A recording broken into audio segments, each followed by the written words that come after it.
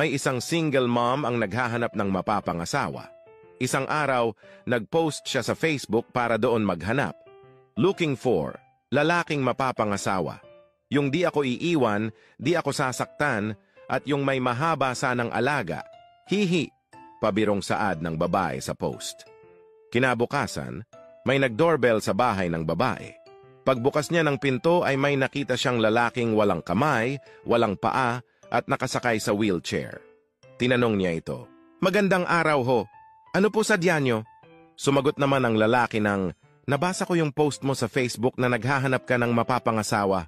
Pwedeng-pwede ako." Natawa lang ang babae dahil sa unang tingin pa lang ay bagsak na ito. Kaya tinanong niya ito ulit, "Seryoso ka ba? Sige nga.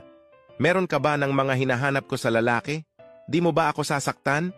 Sumagot naman ang lalaki ng, "Kita mo naman, wala akong mga kamay, kaya di kita masasaktan. Paano kung maging asawa na kita? Di mo ba ako iiwan?" Tanong ng babae.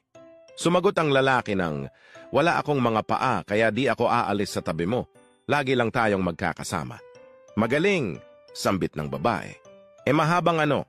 Meron ka bang mahabang alaga dyan?" Tanong ng babae. Nakangising sumagot ang lalaki ng, "Naisip mo ba kung paano ko pinindot ang doorbell?